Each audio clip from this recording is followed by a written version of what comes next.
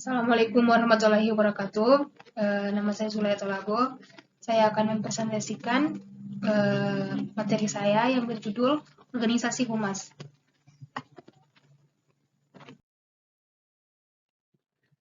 A. Konsep organisasi public relation atau Humas.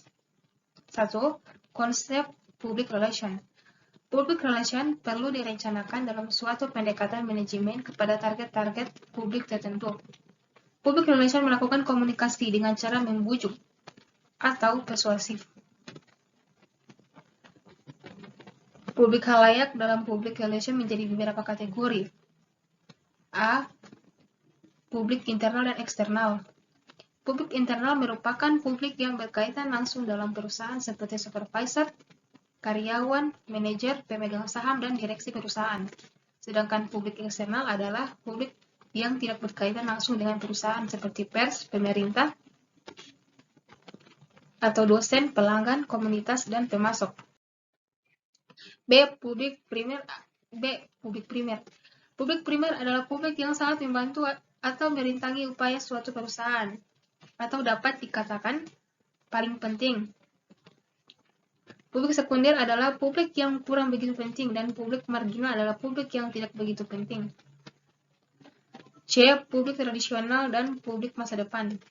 Karyawan dan pelanggan adalah publik tradisional, sedangkan mahasiswa atau pelajar, peneliti, konsumen, potensial, dosen, pejabat, pemerintah adalah publik masa depan. D. Proponent, opponent, and uncommitted.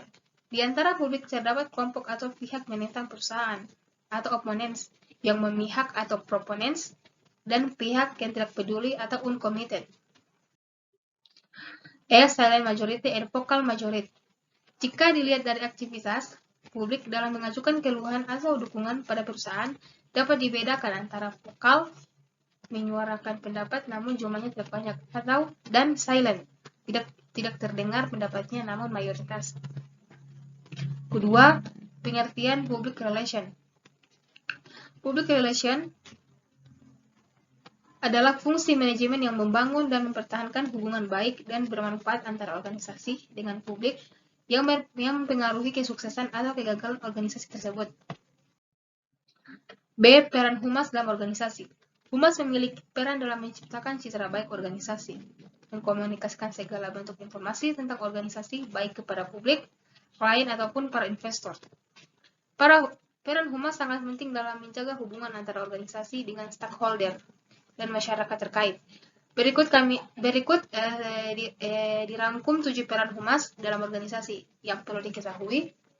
Itu yang pertama ada strategi komunikasi publik. Humas memiliki tugas penting dalam menyampaikan informasi mengenai organisasi kepada stakeholder yang terkait kepada publik.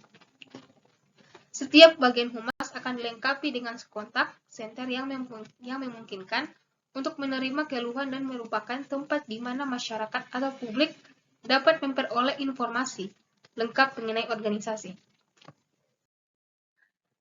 B. Mengelola keadaan darurat. Ketika sebuah kondisi menghampiri yang terkadang dapat merusak bahkan meruntuhkan citra sebuah organisasi, maka disinilah peran penting humas dibutuhkan.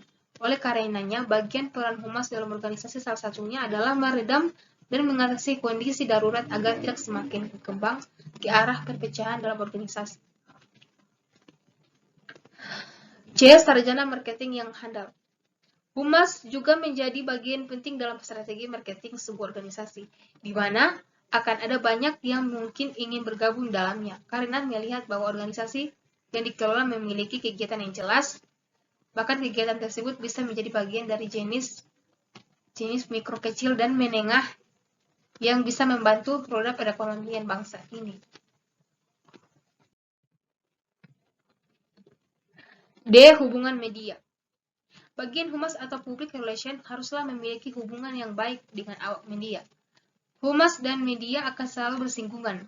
Untuk itu, humas memegang peranan dalam mengelola hubungan.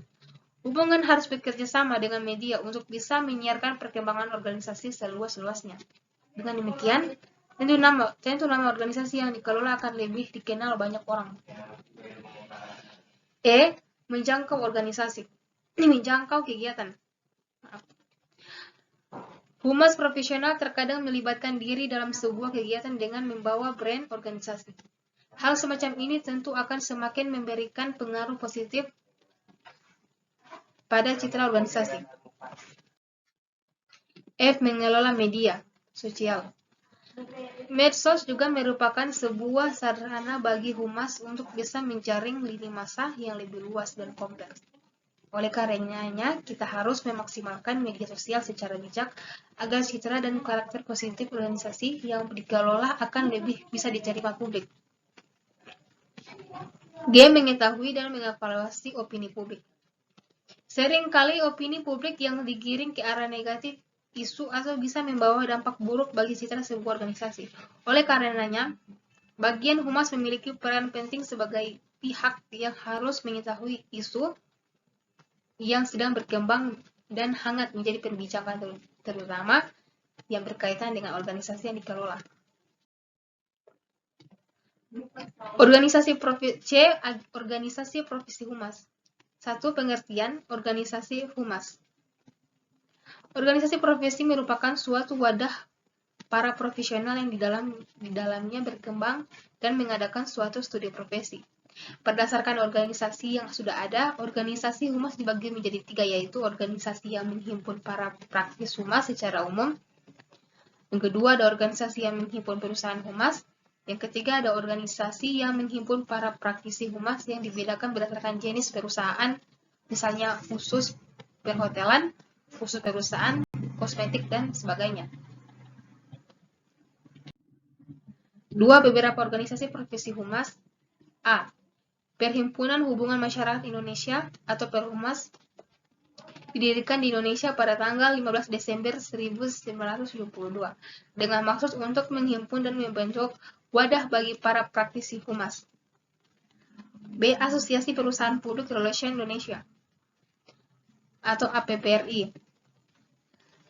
APPRI berdiri pada tanggal 10 April 1987 di Jakarta dan bersifat independen.